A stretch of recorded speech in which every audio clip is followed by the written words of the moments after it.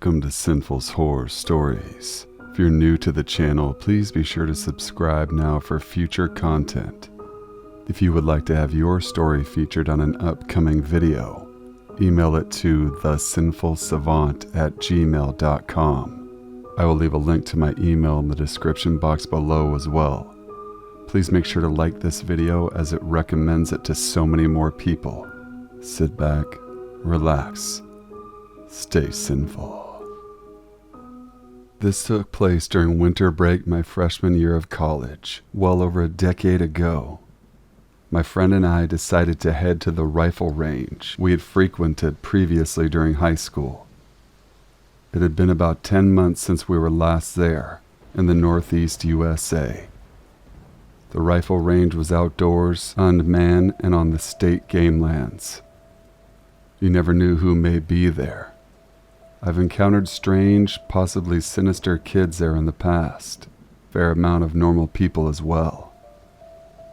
We parked the truck and I immediately noticed skinned rabbits, dozens of them. They were obscured at first because the grass, now dead in the winter, had grown so tall, falling over and cradling these neatly arranged rows of skinned small animals, possibly rabbits or raccoons. It disturbed me how hard to tell what something is once its skin has been removed. It disturbed me that someone would lay the new carcasses right next to the old ones. Each neat pile was in a different state of decay. Despite our better judgment, my friend and I decided to enter the rifle range. I grabbed my 2 rifles, like plastic guitar cases. This will come into play later. The rifle range is a large bunker cut into a taller hill. It extends 1,000 feet and the walls on the left are 40 to 80 feet tall. There's a question mark shaped path leading around the bunker to the gallery, where you stand or sit to shoot. Not sure the proper terminology. Approaching the trail, I notice a dead deer off to the left of the trail, then another off to the right, then another further down in the center of the trail, all decomposing. A large hole in its abdomen filled with maggots. There's another that's all maggots aside from the bones. Never seen anything like that before. My friend and I carry on, me in front. Once we round the corner in the gallery area, there are 2 or 3 more dead deer. Like a deflated deer balloon on the gravel, almost nothing left of them, 2-dimensional. This is when it really sets in how dilapidated the place has become. Everything is overgrown. Even looking down range, the grass had nearly covered the whole area 2 to 3 feet tall, except for a trail in the center leading towards the back of the bunker. Along this path there is 1 dead deer every 50 feet or so off the side of the trail. The number of deer carcasses I've seen now is outrageous. Over 20. It felt beyond belief. About 500 downrange there's a pack of dogs, maybe 8 to 10, an almost ridiculous looking number, all circled around a deer eating it. I'm standing right at the front of this path. I turn back and my friend is pale-faced at this horrifying sight. Like a complete dumbass, I say, "What the hell?" Immediately, one dog's ears perk up. It picks up its head and looks right at me, like it's in slow motion. It lets out a quick bark. The whole circle of them in a carousel lift their head one by one, locking their eyes on me. I glance back at my friend. He's already started running, 20 feet ahead of me. I look back downrange and see the dogs are already charging me. They already look twice as close. I start running as hard as I possibly can with those 2 guitar cases holding 2 rifles. I can't full sprint holding these things. I'm debating dropping them to run faster. I found the corner around the bunker entrance. Look back and see they're already in the gallery, skidding on the gravel to square the corner. 8 of the 10 of the most mangy-looking hellhounds coming for me. I'm hoofing it as hard as I can. It's now a roughly straight shot to my friend's pickup truck. I glance quickly behind me and there's only singular feet behind me. I'm not going to outrun them. I think about dropping the cases. I glance again over my right shoulder and see something forever burned into my memory. A dog in mid-air leaping at me, fangs out, hopelessly close to me now. I'm still on full sprint, looking forward again, waiting to feel this thing's jaws sinking into a calf or a thigh. Total temporal distortion. Time slowed down. I thought of how I just saw a show on the History Channel. An old man, a World War II vet, had survived a mountain lion attack. He said that if a rabid dog attacks you, raise your forearm in front of their throat. They'll latch onto it and won't let go. I'm waiting for this to happen, getting knocked down. I envision one gets into my leg, rolling onto my back, throwing my arm up to catch one going for my throat. Then things torn to pieces by the other 7. I realize this could be how it ends. Astonished, being mauled to death. It felt like someone pushed me forward, giving me a burst of speed forward, then another, almost causing me to fall forward. Then I realized the dogs were smacking off the big guitar cases hanging at my sides, each time pushing me forward. This happened 5 to 6 times, and just then I was crossing in front of a truck. I throw the gun cases on the hood, open the door and hop inside. My friend is already in the driver's seat. The dogs are gone. I'm feeling like I just escaped a death from a horror movie. Expecting to hear some words of relief for my fate, my friend instead calls me an idiot for leaving the guns on the hood. I guess he wants to shoot at them. I tell him to screw himself. I'm not getting out of this truck. I almost died right in front of him. Eventually he gets out, gets a rifle from the case of the hood, loads it and climbs up the side of the bunker. He says they're gone. I quickly scamper up, confirm, then insist we leave. On the way home, I see a local cop at the gas station. It's inside his municipality. I'm telling him about the range and what just happened as briefly as possible, how it's a danger. He seems to get more aggravated the longer I talk, so I stop. There's an awkward silence and he coldly says, "Yeah, it's really bad out there." From his tone and body language, I can tell this exchange is over.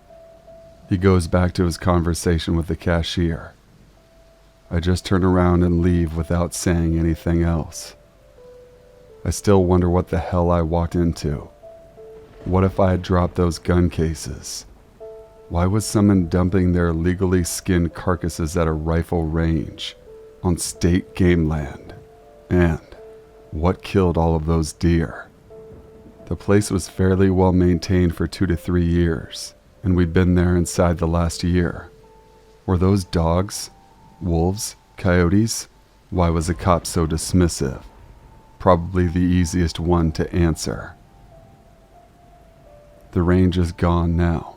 There's a natural gas oil well there. I don't really know where to post this. I've been sitting on this for a long time, so I figured I'd try it here. Thank you for reading if you made it. So for some context, my friends 16 and 16 years old, and I 16 from about 1 a.m. to 4:30 a.m. went on a night walk. The streets nearby are usually empty highways or weird roads. It's a small suburb inland. Around 3:30 a.m., we started to walk over to a nearby playground. On the way there, one of our friends who's interested in cars walks up to one to shine the torch on it, accidentally wakes someone up in there, and immediately apologizes. A few minutes go by, and we just start listening to music and talking for a good 45 minutes.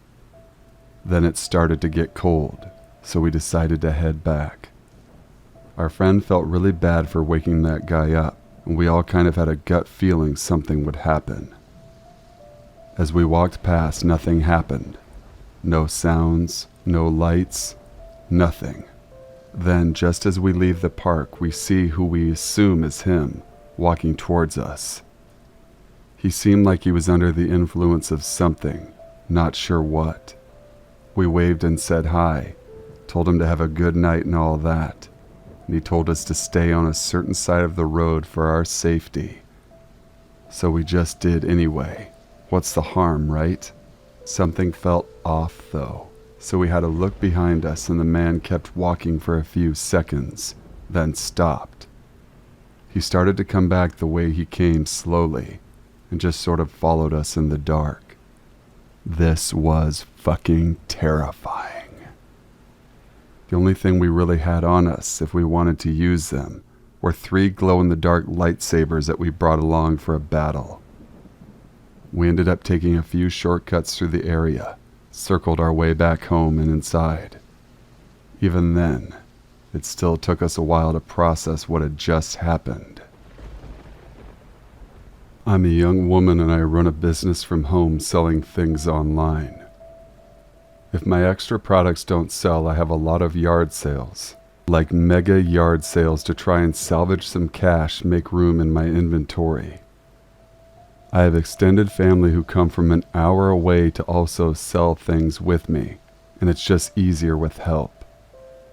I live in a good suburb, just a lot of old people. I like that I live within eyesight of an elementary school and a church, just good energy to have around. I had a big garage full of stuff, so I started carrying it to my yard super early, at 1 a.m. laying out blankets and bringing stuff outside in boxes. I'm listening to music on my headphones while I'm doing this. I get half of it out so the back half of my yard is slowly pushing forward with boxes. There's very few cars out as it is very late at night, but I start to notice this white car multiple times. It happens about 3 times that I see them go up on the road, turn around at a U-turn, or go around the church parking lot, or into the elementary school lot, turn around, drive by my house on their way out. I pull out the back bed on our truck and sit, just watch them while they do it. I called my family, and they agreed to come at 5 a.m. instead of later, and I agreed to stay inside for them. They always slowed down slightly in front of my house. They did this for hours, each time showing up about 5 to 10 minutes apart. I took videos while I was inside of the car turning around and slowly going down in front of my house at 3 and 5 a.m. over and over again. I really wonder how long they were there before I noticed. I think they were waiting for me to get close to the front of my lawn to try and grab me. The kicker is the car stopped showing only when they saw my family was outside. I sometimes see the same car driving around a college campus close by the dorms late at night. About 2 years ago, my best friend's family brought me camping with them in the Adirondacks in upstate New York. Specifically Old Forge, which is a small, delicate town that almost gives off the feeling of something you'd see in the 80s movies. When we got to the campground, my friend and I walked throughout the campsite, saw many abandoned cabins, especially as we got deeper into the woods. These cabins were run down and engulfed into forest almost. When it got dark, we went back to our campsite, finally feeling uneasy about the campgrounds itself. Then we got ready for bed in his family's camper, but ended up sleeping in the car. We had fun for a while prank calling places and calling our friends. After all the fun, we were tired from our day, decided to try and get some rest. I was very uncomfortable and was unable to fall asleep, so I decided to just sit on my phone for a while. As the night went on, I kept getting more of an uneasy feeling. I saw the camper's light go on, and I thought it may have been a small animal or maybe the wind. It turns out it was a giant bear. Me, being used to the city, was startled, waking my best friend, which put him into a panic, and we slowly noticed that it was more than one bear. there were 3 rummaging through our garbage. Finally, a park ranger came over and scared them off, like it was nothing. Unable to fall asleep for the rest of the night, I noticed many people just wandering the campgrounds in the pitch black, with no flashlights or anything. This made me even more uneasy about our situation. Finally, I noticed people had stopped wandering through the campsite. It was about 20 minutes or so after, and I see something off in the distance. It looked like a man, but I wasn't sure. The thing or man, or whatever it was, just stood there staring at me until I saw it moving. I started to sweat and my heart began to race, so I turned on all the lights in the car, woke my friend up, turned them back off after. I told him what I'd seen, so we looked and the thing was closer. We both started to panic, so we called his parents who were in the camper sleeping. We never did figure out what it was. We left early that next day. Thank you guys for watching and listening. Please be sure to leave a like, comment, share, and subscribe for future content. Email your stories to the email in the description below. Till we meet again, stay sinful.